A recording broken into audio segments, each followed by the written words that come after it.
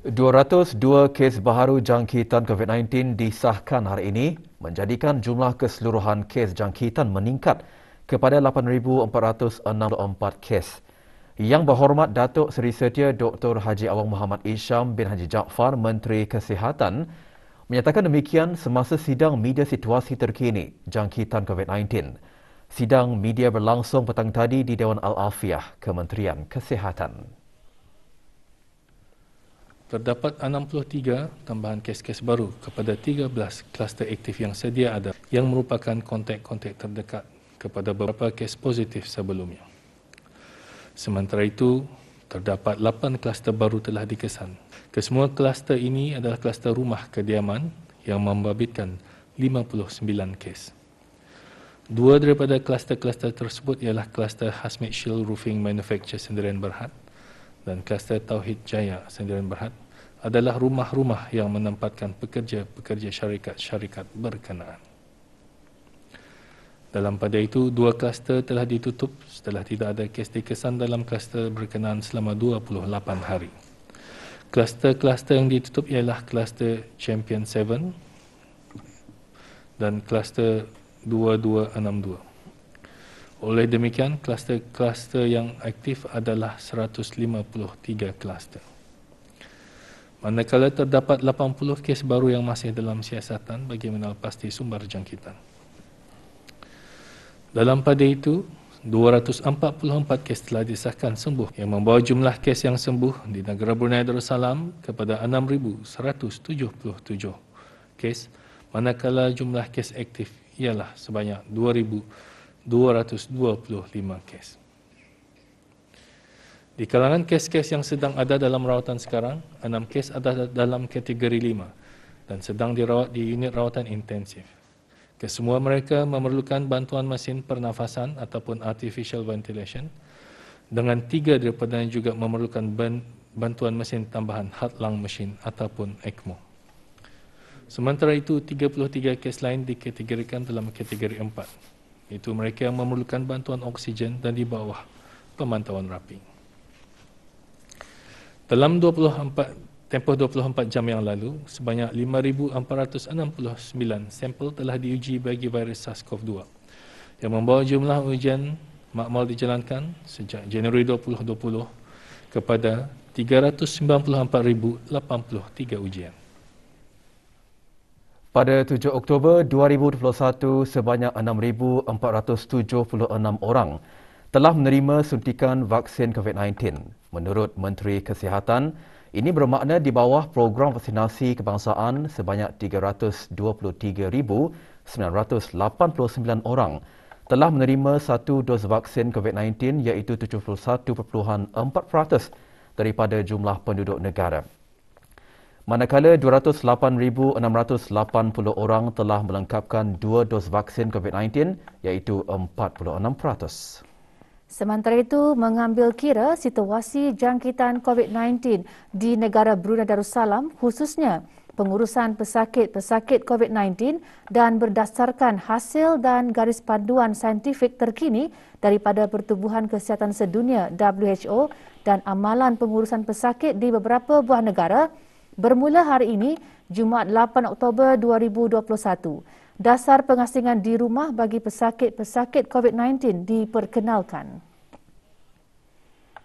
Intipati di dalam dasar ini ialah untuk mengarahkan pesakit-pesakit yang dikenal pasti tergolong di dalam kategori 1, iaitu mereka yang tidak mempunyai sebarang simptom, dan kategori 2A, iaitu pesakit yang hanya mempunyai simptom ringan untuk membuat pengasingan diri di rumah sahaja, iaitu selepas mendapatkan penilaian dan pengesahan dari Kementerian Kesihatan.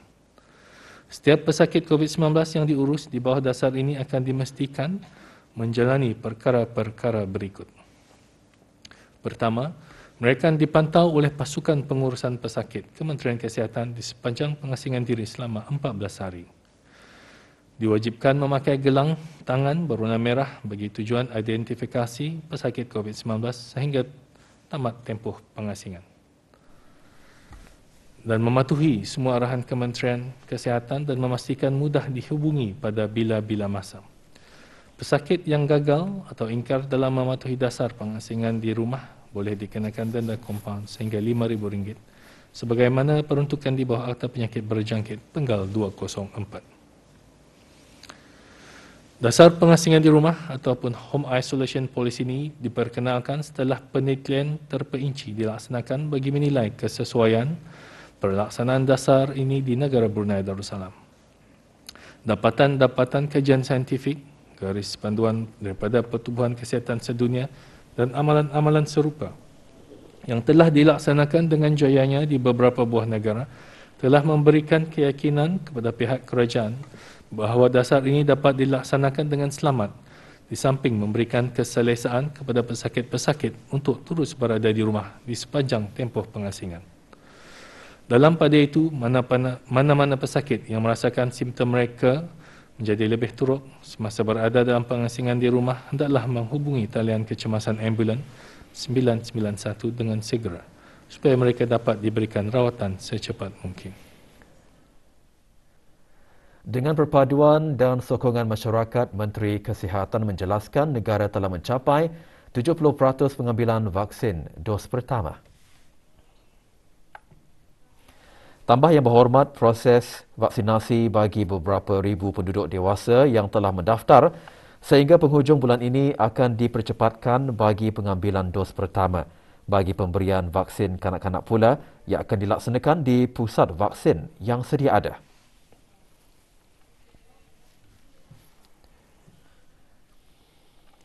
Masih terdapat mereka yang melanggar operasi pulih yang sedang dilaksanakan di negara ini. Setakat hari keempat operasi dijalankan semalam, 30 kesalahan lagi dicatatkan dan dikenakan denda kompaun. 13 kesalahan dicatatkan di daerah Brunei dan Muara, 4 di daerah Belait, 10 kesalahan di daerah Tutong dan 3 di daerah Temburong.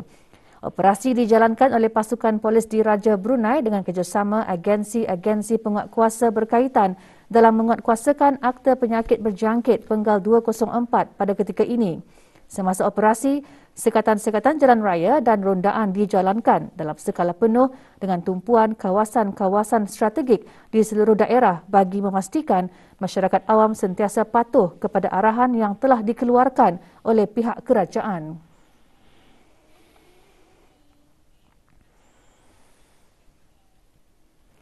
Majlis pembukaan Zikir Maulud Nabi Muhammad SAW yang dibawakan oleh petugas-petugas pegawai masjid diadakan selama 12 malam berturut-turut bermula semalam.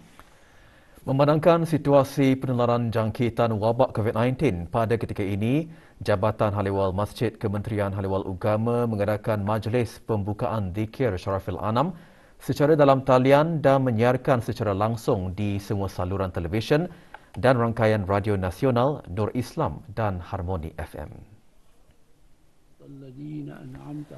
Bacaan Saidul Istighfar dan Surah Al-Fatihah dipimpin oleh Yang Berhormat Penuran Khatib Datuk Paduka Seri Setia Ustaz Haji Awang Badaruddin bin Pengarah Datuk Paduka Haji Awang Othman, Menteri Hal Ehwal Ugama. Maka kita ini sudah mengundang 100 selawat kasih sayang Allah Subhanahu Wa Taala ke atas diri kita. Menyertai majlis Yang Berhormat Datuk Laila Raja, Major Jeneral Besar Datuk Paduka Seri Haji Awang Halbi bin Haji Muhammad Yusof, Menteri Pertahanan kedua. Majlis pembukaan Zikir Syarafil Anam diadakan sebagai syiar Islam dan merupakan salah satu acara hari-hari kebesaran Islam yang disambut oleh umat Islam di negara ini.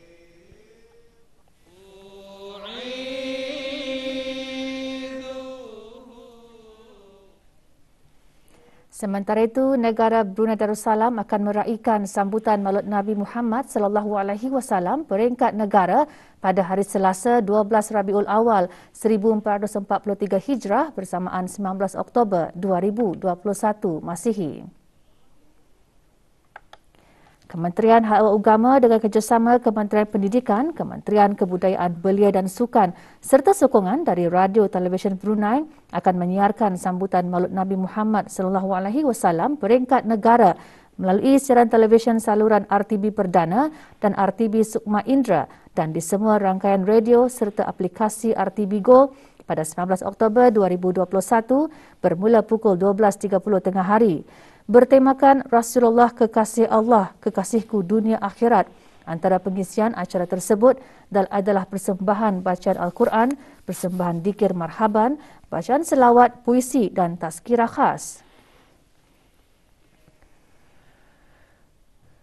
Digitalisasi adalah salah satu teras strategik yang dikenal pasti semasa negara Brunei Darussalam mempengerusikan ASEAN bagi tahun 2021.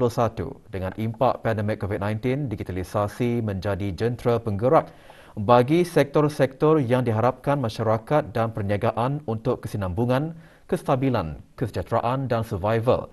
Dengan sektor-sektor tersebut perlu didokong oleh keselamatan cyber. Menteri Pengangkutan dan Infokomunikasi selaku Menteri Bertanggungjawab bagi Keselamatan Siber Negara Brunei Darussalam menggariskannya semasa Minggu Siber Antarabangsa Singapura SICW dan persidangan Menteri-Menteri ASEAN mengenai keselamatan siber kali ke-6 AMCC yang diadakan secara maya pada 5 hingga 7 Oktober 2021. Yang berhormat Datuk Seri Setia Awang Abdul Muttalib bin Orang Kaya Seri Setia Datuk Paduka Awang Haji Muhammad Yusof mengongsikan dengan cabaran yang dihadapi dari ancaman dan insiden keselamatan siber, terutama semasa pandemik COVID-19, komitmen dalam keselamatan siber kini bukan sahaja untuk pelindungan infrastruktur maklumat kritikal, tetapi juga keperluan untuk menangani isu utama seperti integriti dan kuasa data, langkah-langkah membina keyakinan. Dengan tema Living with COVID-19, Reimagining Digital Security Risks and Opportunities, SICW 2021 dirasmikan oleh Tuan Yang Terutama Teo Chee Hean, Menteri Kanan dan Menteri Penyelaras bagi Keselamatan Negara Republik Singapura. Pembukaan rasmi diikuti rundingan meja bulat Menteri-Menteri SICW di mana Menteri Pengangkutan dan Infokomunikasi turut serta sebagai speaker dalam sesi perbincangan mengenai pendekatan pelbagai pihak berkepentingan terhadap keselamatan siber. Juga diadakan pada 6 Oktober 2021, persidangan Menteri-Menteri ASEAN mengenai keselamatan siber AMCC kali ke-6. Semasa persidangan, Yang Berhormat mengongsikan pandangan dan menyambut baik perkembangan dalam penyediaan pelantindakan serantau mengenai pelaksanaan norma-norma bagi tanggungjawab tingkah laku dalam ruang siber. Yang Berhormat juga menekankan keperluan norma-norma siber untuk diterima secara menyeluruh dan dijadikan sebagai tindakan yang praktikal untuk diaplikasikan dalam pelbagai sektor. Selain itu, inisiatif-inisiatif berkaitan hendaklah relevan dengan fokus dan keutamaan badan-badan sektoral ASEAN. AMCC adalah dialog di antara Menteri-Menteri ASEAN yang bertanggungjawab ke atas ICT dan keselamatan siber untuk membincangkan isu-isu utama keselamatan siber serantau. Persidangan tersebut dimulakan dengan pelancaran rasmi Pusat Kecemerlangan Keselamatan Siber ASEAN Singapura atau ASEAN Singapore Cyber Security Centre of Excellence oleh Puan Yang Terutama Josephine Teo, Menteri Komunikasi dan Penerangan yang juga adalah Menteri Bertanggungjawab ke atas Smart Nation dan Keselamatan Siber Republik Singapura dengan disaksikan oleh Menteri-Menteri dan Ketua Delegasi ASEAN yang menyertai persidangan tersebut. SICW 2021 mengadakan sesi penutupan rundingan meja bulat Menteri-Menteri kemarin yang mengetengahkan wakil dari sektor kerajaan dan industri untuk membincangkan cara mendepani peluang dan risiko dalam norma baharu dari perspektif keselamatan siber. Mesyuarat Ketua-Ketua Hakim ASEAN CACJ berperanan mendorong masyarakat dan komuniti dengan memastikan akses pada keadilan dan pentadbiran kehakiman yang berkesan serta telus. Ini termasuk usaha-usaha kumpulan kerja rentas sempadan yang membabitkan kanak-kanak yang diharapkan dapat menyatukan kehakiman ASEAN, meningkatkan sistem keadilan keluarga di dalam ASEAN dan membantu memeduli sesama masyarakat serantau. Ketua Hakim Mahkamah Besar menjelaskannya semasa Majlis Mesyuarat CACJ kali ke-9 secara maya. Yang Amat Arif Datuk Seri Paduka Stephen Chong juga menyentuh mengenai tema negara Brunei Darussalam untuk kepengerusian ASEAN iaitu We Care, We Prepare, We Prosper dan bagaimana tiga perkara asas ini diaplikasikan pada sfera kerjasama kehakiman di dalam CACJ.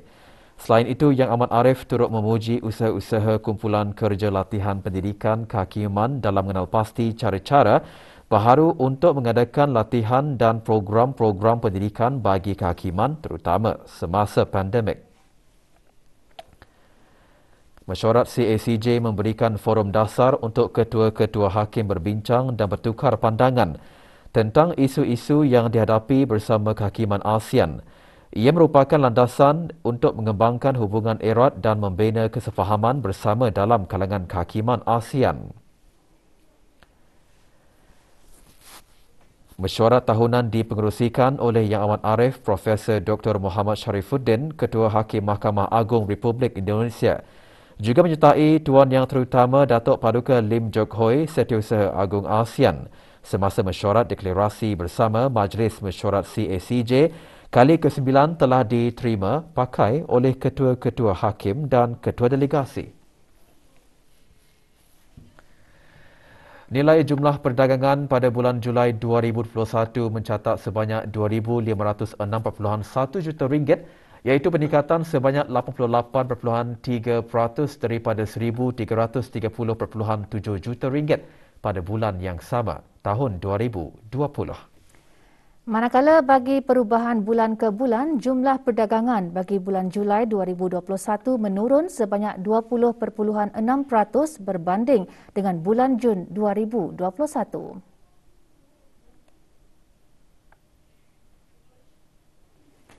Jabatan Perancangan Ekonomi dan Statistik Kementerian Kewangan dan Ekonomi dalam siaran medianya menjelaskan jumlah ekspor meningkat sebanyak 181.9% tahun ke tahun kepada 1,433.6 juta ringgit berbanding tahun lalu. Ini terutamanya disebabkan oleh peningkatan ekspor bahan api galian dan juga ekspor kimia. Dari segi komoditi mengikut seksyen, bahan api galian merupakan penyumbang utama kepada ekspor negara Brunei Darussalam diikuti dengan kimia, jentera dan kelengkapan pengangkutan. Manakala pasaran ekspor utama pada bulan Julai 2021 adalah Singapura 24.9%, diikuti Filipina dan Jepun. Bagi import pula, jumlah nilai menunjukkan peningkatan kepada 1,072.5 juta ringgit pada bulan Julai 2021 berbanding tahun lalu. Ini terutamanya disebabkan oleh peningkatan import bahan api galian yang sebahagian besarnya digunakan sebagai input bagi penghasilan produk petrokimia. 5 komoditi import utama pada bulan ini adalah bahan api galian, diikuti oleh jentera dan kelengkapan pengangkutan, pelbagai barang keluaran kilang, makanan dan kimia. Manakala sumbangan terbesar mengikut rakan dagangan ialah Malaysia, diikuti Rusia dan Indonesia. Sementara itu, peratus tertinggi mengikut mod pengangkutan adalah mod pengangkutan laut, diikuti oleh pengangkutan udara dan melalui darat. Laporan penuh IMTS bagi bulan Julai 2021 boleh didapati melalui laman sesawang JEPS di www.deps.gov.bn. Pusat Kebangsaan E-Kerajaan akan terus memantau status kedudukan panggilan-panggilan talian Darussalam TD123 dengan penambahan kapasiti 29 ejen panggilan ke arah membantu melicinkan proses penerimaan aduan dan maklum balas daripada orang ramai. Perkhidmatan daripada Jabatan Pengangkutan Darat JPD menunjukkan peningkatan yang ketara dengan anggaran 500 ke 1,000 panggilan sebulan, kepada 17,000 pada bulan Ogos dan 27,000 panggilan pada bulan September 2021. Ini dijelaskan oleh Awang Haji Hairul Muhammad Daud bin Haji Abdul Karim, Timbalan Setiausaha Tetap Kementerian Pengangkutan dan Info Komunikasi semasa sidang pengemaskinian perkhidmatan-perkhidmatan di bawah kementerian tersebut. Sementara Awang Haji Rozali bin Haji Saidon, Pengarah Pengangkutan Darat, menyarankan orang ramai menggunakan portal GOV.BN dan aplikasi Transport BN sebagai pilihan utama. Selain daripada perkhidmatan membaharui lesen memandu dan lesen kenderaan, perkhidmatan-perkhidmatan yang lain Yang juga disediakan ialah seperti memohon pekerjaan di dalam sektor kerajaan melalui portal PAC Recruitment atau sektor swasta melalui Job Center Brunei, mengundi calon-calon penghulu mukim dan ketua kampung melalui e-undi PMKK dan banyak lagi. Sementara Awang Haji Rozali bin Haji Saidon, Pengarah Pengangkutan Darat, menyarankan orang ramai menggunakan portal GOVBN dan aplikasi Transport BN sebagai pilihan utama. Orang ramai dialu-alukan untuk memuat turun frequently asked question FAQ yang sentiasa dikemaskini dengan melayari laman web JPD www.jpd.government.bn atau Instagram @jpdbrunei atau email info.ltd@jpd.government.bn. Orang ramai juga boleh menyalurkan pertanyaan mereka mengenai permohonan membaharui lesen kenderaan dan lesen memandu dengan menghubungi talian Darussalam TD123 atau melalui aplikasi WhatsApp talian Darussalam 673-8333-123 atau melalui email talian info@123.com.bn. Waktu pembukaan cawangan Jabatan Perkhidmatan POS semasa COVID-19 turut dijelaskan oleh Awang Haji Aminuddin bin Haji Muhammad Taib, pemangku Ketua POS Agong mulai 8 pagi hingga 1 petang. Tujuannya untuk menguruskan hal ehwal logistik dan pembersihan.